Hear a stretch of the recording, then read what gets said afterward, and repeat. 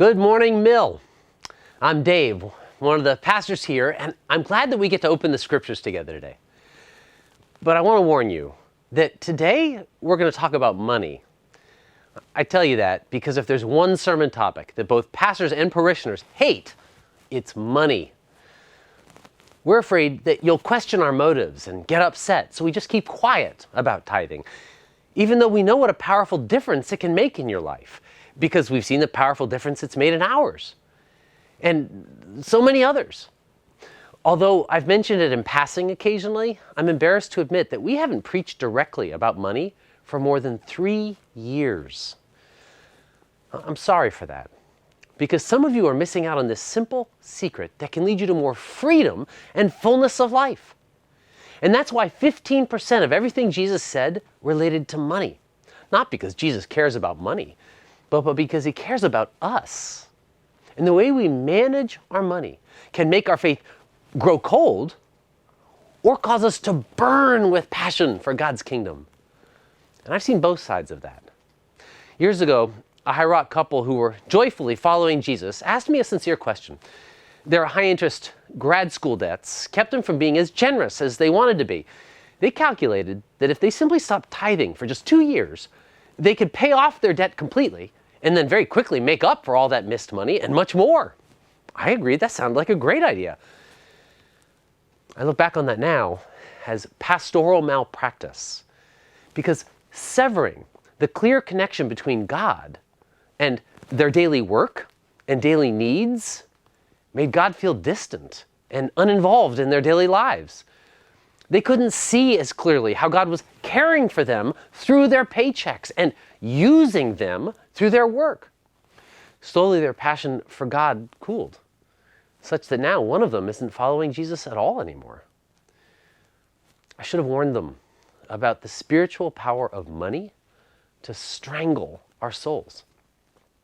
On the other hand, in Luke 3, when John was asked by people who wanted to know and love God more, he gives 3 answers to 3 different groups. And surprisingly, all 3 relate to money, because the way we manage our money can change our relationship with God.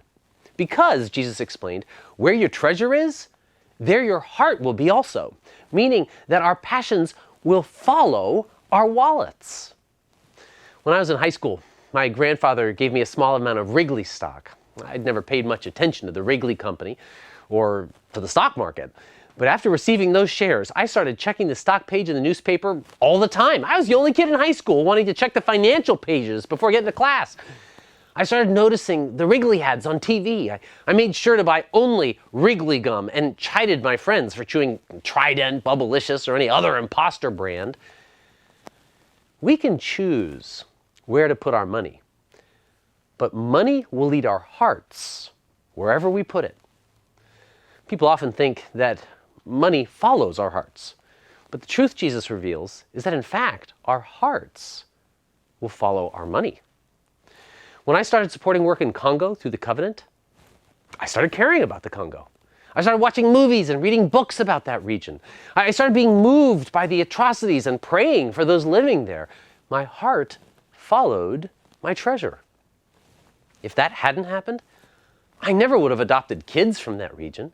I didn't care about those people before. But God used money to pull my heart in a new direction. Money is powerful. Money is spiritual. Where our treasure goes, our passions will follow. So Martin Luther observed, there are 3 conversions necessary: the conversion of the heart, the mind, and the purse. Most modern Americans don't need to be converted from worshiping Satan. In our consumeristic culture, we need to be converted from worshiping money to worshiping Jesus. You can't do both, Jesus warned, or you'll be devoted to the one and despise the other. You can't serve both God and money. And that's why it's so essential to talk about money during this King Jesus sermon series. As I've said, in Jesus' day, calling Jesus king was a revolutionary challenge to Caesar's authority, the emperor who demanded to be worshipped as a god. But today, We don't look to our political leaders for protection, identity, and security. We look to money for that. Nowadays, money is the idol Jesus must unseat in our souls before he can really be king. But most of us want to avoid that by keeping them separate. Jesus, I'll give you my Sundays and my swearing, but you leave my savings account alone. The reality is that money is powerful and money is spiritual, which is why Jesus talked more about money than almost any other topic. He knew that it had the power to change our hearts and change the world. So he wanted us to understand both the inherent dangers and the inspiring possibilities.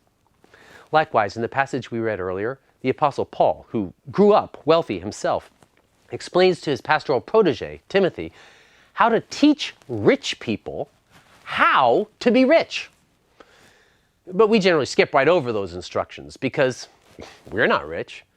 I have so many bills I can barely keep my head above water. I got bills I gotta pay, so I'm gonna work every day. What is rich anyway? In Bible times, if you could eat twice a day, you were doing well. And if you could choose to eat different foods each day, you were loaded. And 2,000 years later, in many parts of the world, that's still true. The median combined household income in Greater Boston is $72,000. So according to globalrichlist.com, that means that in the world, we are the 1%. If your combined family annual income is $85,000, then you're in the top 0.1%. Well, maybe you don't earn that much. But the shocking truth is that even if your combined household income is only $34,000, you're still among the world's top 1%. Beyond that, just the connections, educations, and opportunities that we have living here gives us privileges many others could only dream of. But we don't feel rich because in surveys across every culture and income level, people define enough as about 20% more than whatever they have, and rich as about double. Our definitions change as our net worth does. So no one thinks they're rich, which is why few of us bother learning from God how to be rich, which is why most of us are so bad at it. Rather than learning how to be rich, we're wasting our energies trying to get rich, running endlessly to cross a finish line that we'll never find, only because we crossed it so long ago. In the process, we're exhausting ourselves, polluting our planet, neglecting the poor, damaging our relationships with God and each other, and missing out on the richest kind of life, all because we don't know how to be rich. The problem is that while we're flooded with information about the financial techniques to manage money, we rarely address the spiritual aspects of the way we control money, or the way it controls us. Be honest. How many of you have ever been in an argument about money, or made a decision to make more money that cost you relationships? How many of you fantasized about winning the $1.6 billion mega lottery last month? How many of you have felt dissatisfied with your possessions, your income, and your life? How many of you worry that you won't have enough for the future? Isn't that weird? Because we're among the richest people on earth, but we haven't learned how to be rich. So most of us are doing it wrong. It turns out that just having money doesn't make you good at having money. So in the passage we read earlier, Paul writes to Timothy about how people rich in possessions can also become rich in life. He warns those who want to get rich fall into temptation and a trap, and into many foolish and harmful desires that plunge people into ruin and destruction. For the love of money is a root of all kinds of evil. Note that despite the frequent misquotation, the Bible does not say that money's the root of all evil, but the love of money. Paul means that when we trust money for our security, or believe that we'll find more life in more money, that diseased root can give rise to every kind of sin in our desperate search for more. How many broken friendships, broken families, even split churches have resulted from greed? How many relationships with friends or time with family have you missed out on in your relentless pursuit of the next degree, next job, next promotion, or more money? As Paul explained, some people, eager for money, have wandered from the faith and pierced themselves with many griefs. Marty Siegelman, a psych professor at UPenn, discovered that people born after 1945 are 10 times more likely to suffer depression than people born earlier, or born today in the developing world. That's strange, since today we have so much more money and opportunities.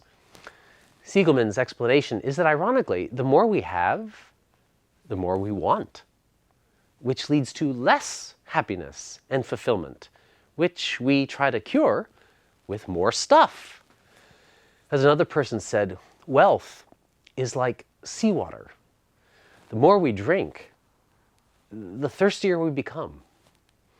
Speaking of seawater, have you ever noticed when you're wading in the ocean, how the current slowly moves you up the shore? Years ago, when our adopted teenagers saw a beach for the first time, they had a blast. They played in the waves without noticing how the current slowly nudged them sideways down the beach. After 20 minutes, I had to walk way down and bring them back. If I hadn't retrieved them, they could have gotten lost without ever realizing they went anywhere. Likewise, money can accomplish many good things.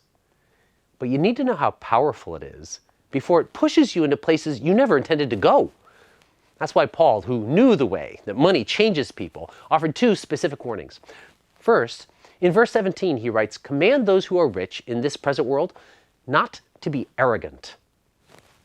No problem there. I'm not arrogant. Hold it. Not so fast. You see, Paul's talking about money's subtle power to push us in a particular direction without our even noticing, and it almost always pushes us to be arrogant. We start to believe the lie that we're worth more just because we have more, or worth less if we have less. An experiment from a psych professor at UC Irvine studied people playing a rigged game of Monopoly, in which one person earned double the money for the same actions. Those players became even more aggressive and less kind, and took full credit for winning, even when they learned it was rigged.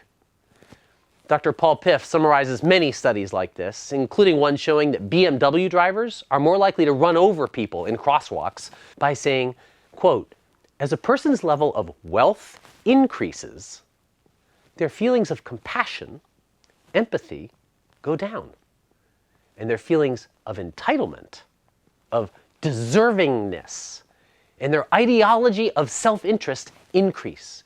In short, money makes us mean."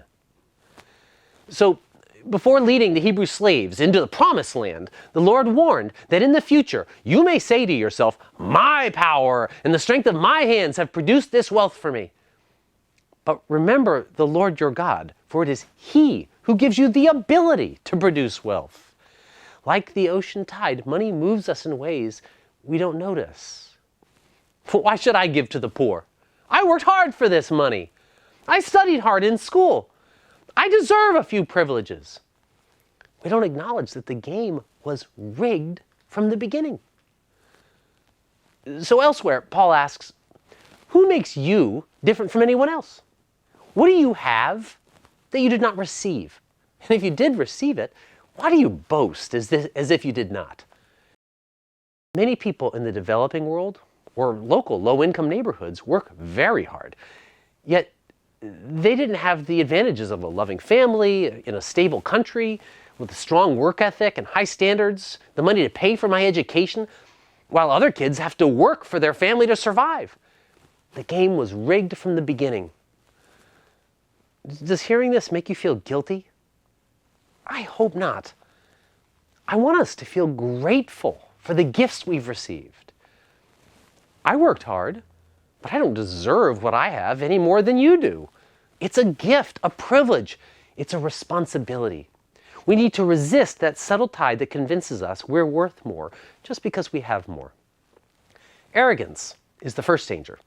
But Paul continues, command those who are rich in this present world not to be arrogant, nor put their hope in wealth, which is so uncertain. Money is powerful, but unreliable. We can't trust in it as much as we tend to believe. Thomas Aquinas argued that human beings are tempted to seek material wealth because it gives us the illusion of self-sufficiency and security, so we won't need others or even God. Poor people are less vulnerable to this mistake because often they've seen firsthand how unreliable money is. But rich people may not have tasted that. Yet, over any 10-year period, 1/3 of Americans will see their standard of living drop by 50% or more. Wealth is indeed unreliable. There are many Bible stories about that, but one of the best illustrations is from High Rock. During the dot-com era of the early 2000s, one of our members hit it big enough to retire by age of 25. But rather than live lavishly, he gave lavishly. He paid his siblings' college tuitions, bought his immigrant parents a house, and supported missionaries all over the world. That year, almost every High Rock Summer missionary was supported in part or in full by this guy. The rest of his money he invested in other dot-com stocks. Then the crash came, and he lost almost all of it. He's so glad that he was so generous, because the only investment that produced any return was the money he gave away. Money is so uncertain, which is why it's essential that we not place too much hope in it. So often, when people's money disappears through a job loss, a bad investment, an expensive illness, or some other misfortune, their hope disappears right along with it. Despair takes over, because rather than trusting God, who'd been caring for them all along, they'd started trusting in money instead. No wonder they'd become so anxious about holding on to their money. Oddly, many wealthy people worry much more about money than poorer people do. Not because they don't have enough, but because it's the source of hope.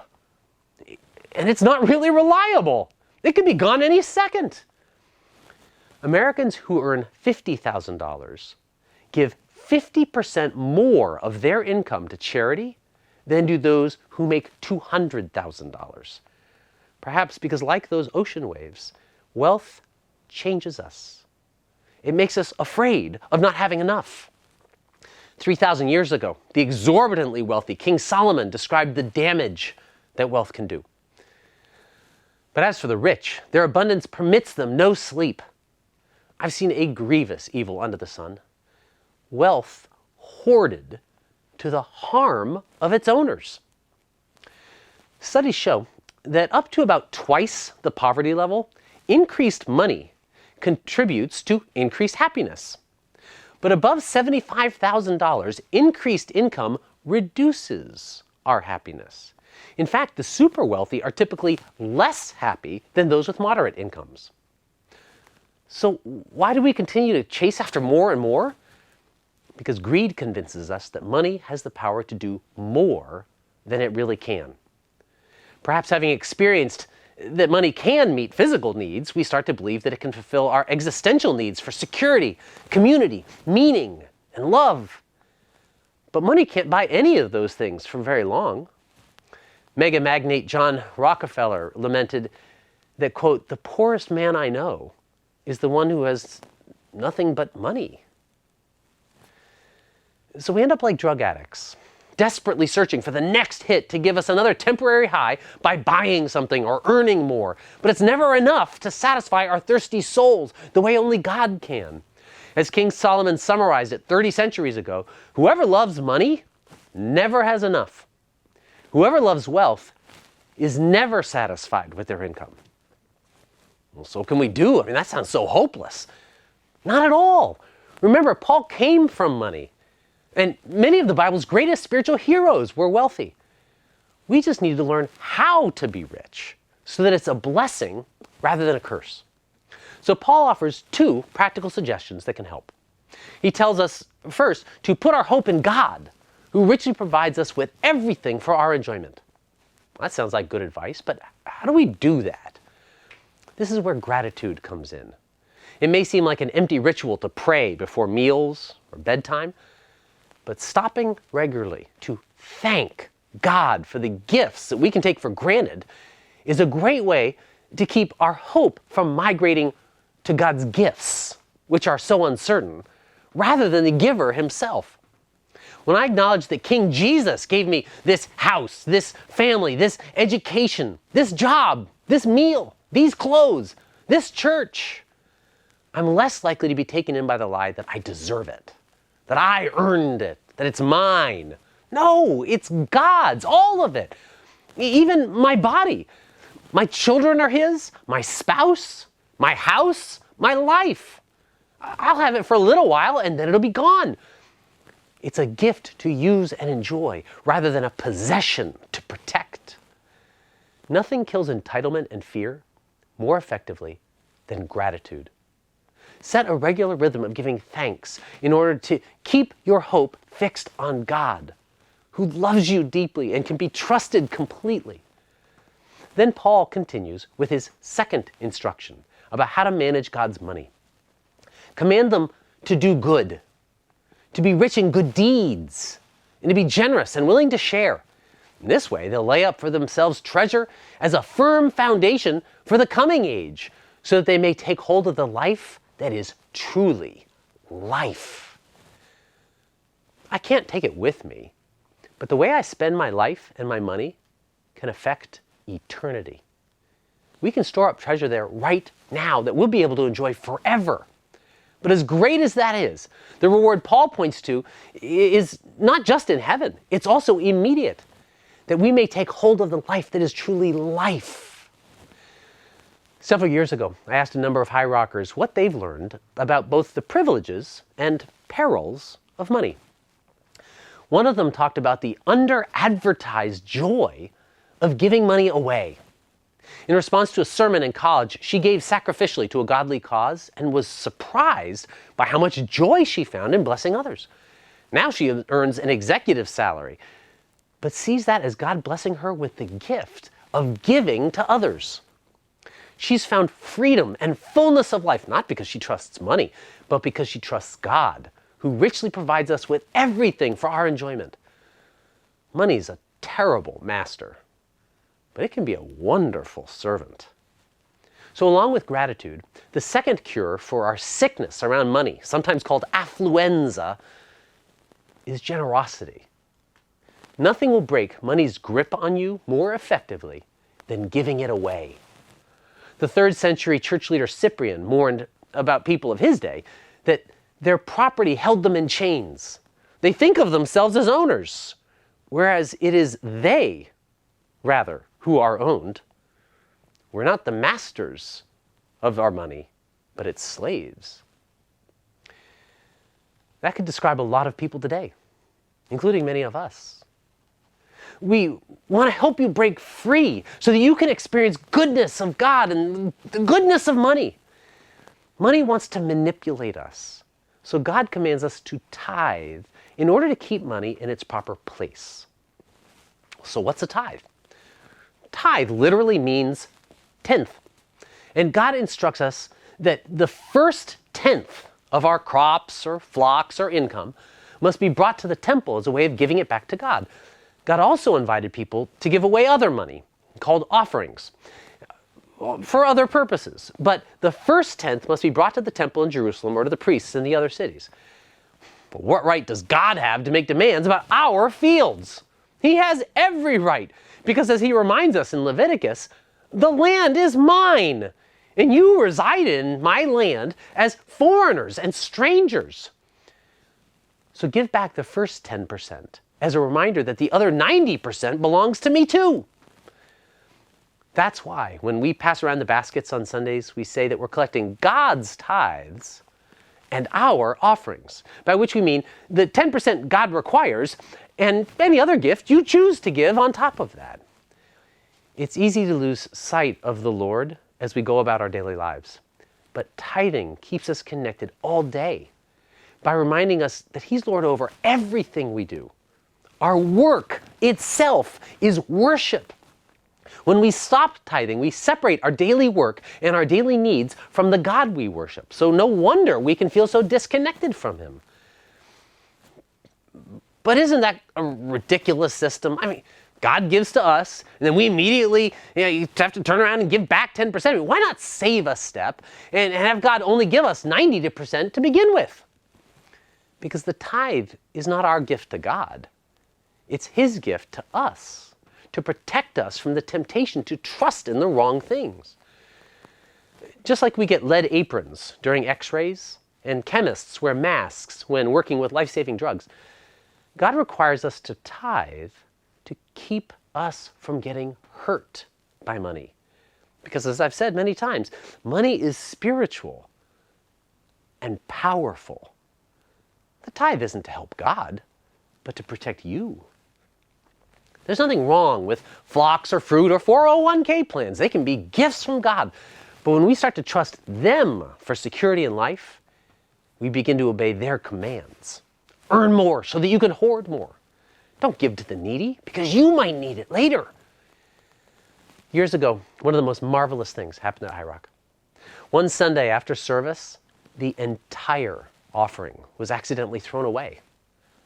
Thousands of dollars were gone forever. I admit I was a little nervous about how people would respond because I know that in many churches, you can compromise God's word or ignore God's law. But if you mess with money, people get mad because that's what they worship most. So I wrote an email to the overseers explaining what happened and immediately got a reply that our first priority should be to assure the person responsible that everybody makes mistakes and that she's deeply loved and appreciated. Next, our church chair rightly reminded us that the offering was made to God and he still received it as worship. In that moment, I was so thankful for this church because what we really worshiped was clearly revealed. Well, that's great, but do we have to tithe? Tithing was a part of the Old Testament law, but many Christians wonder if we still need to do it today.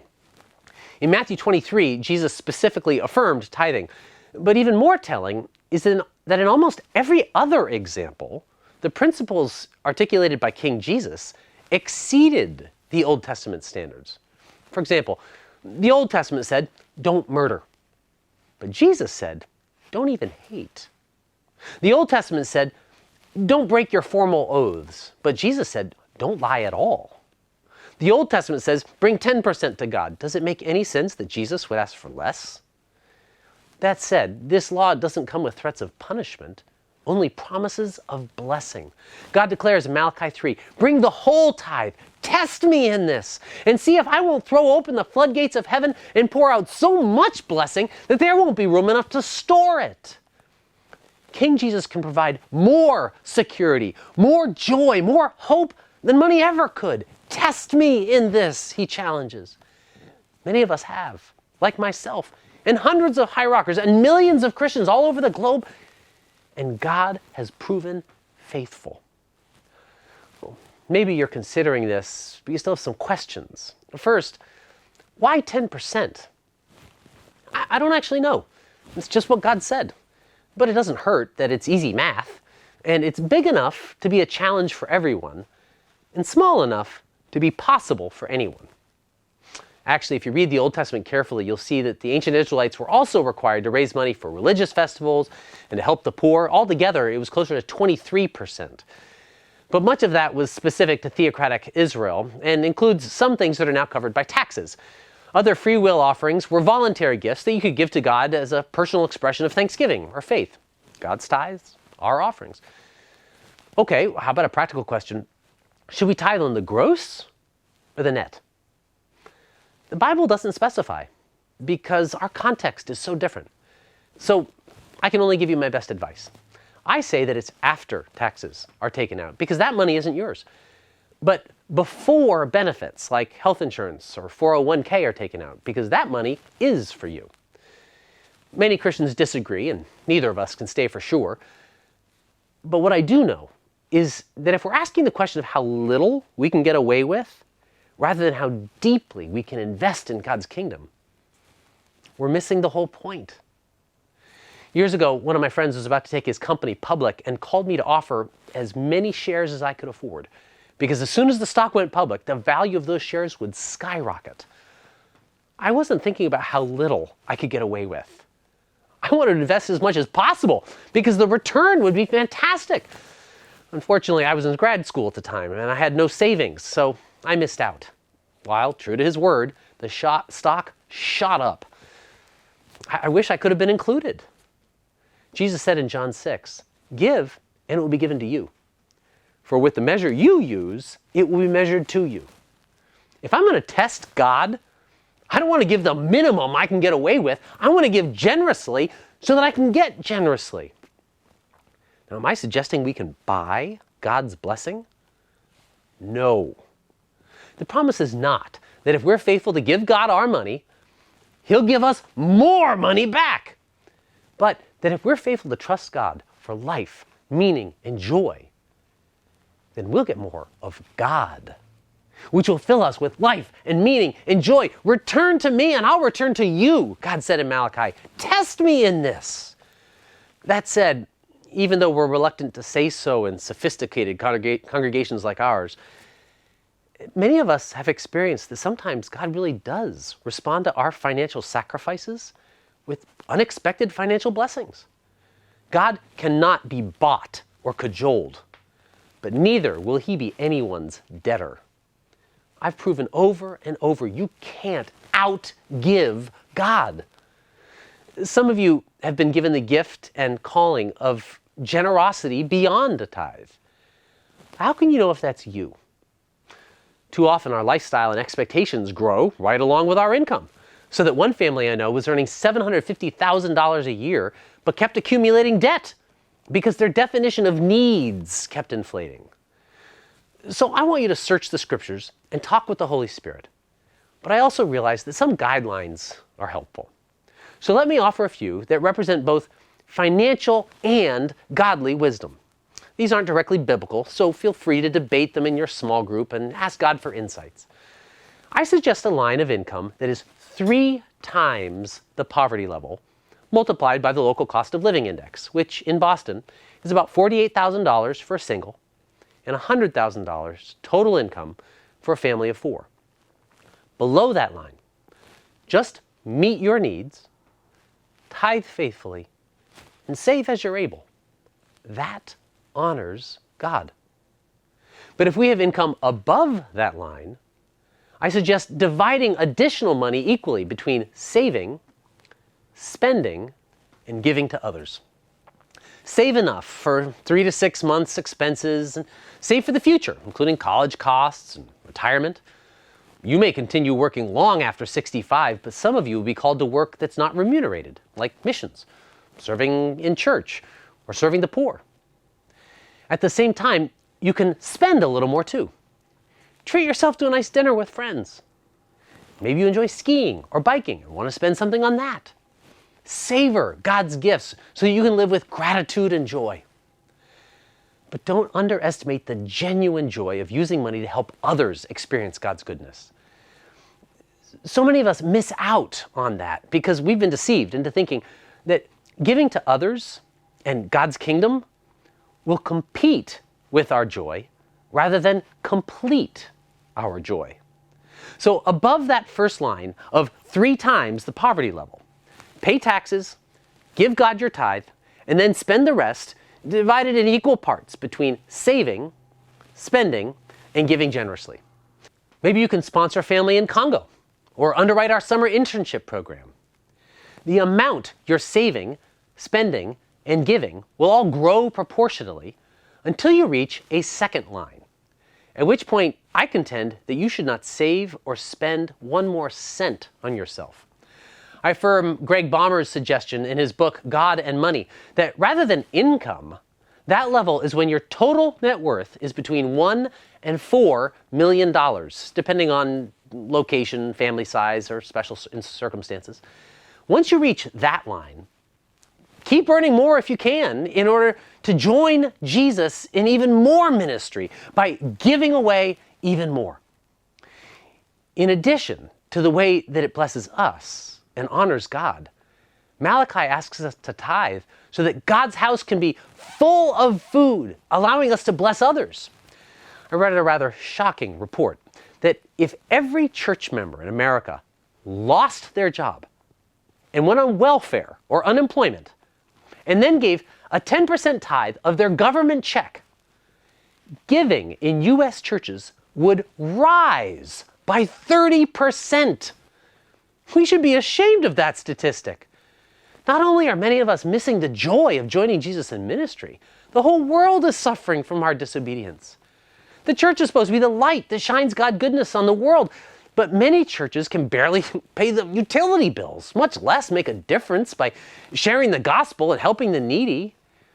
According to the Huffington Post, if Christians truly tithed 10% of the incomes God has blessed us with, then we'd have approximately an extra $1 trillion to work with each year. Trillion, with a T. That's a big number. Let me put that number in perspective. With an extra $1 trillion, we could provide clean drinking water to every human on earth, the single biggest factor in childhood death worldwide.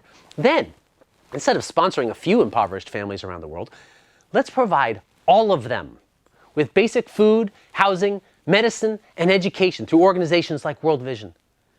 That's a remarkable start. But we've only spent $20 billion so far. We've got another $980 billion to go. Imagine how that would cause the whole world to stand up and take notice of what King Jesus is doing through his church to save the world. Lofty dreams, but let's talk about us here.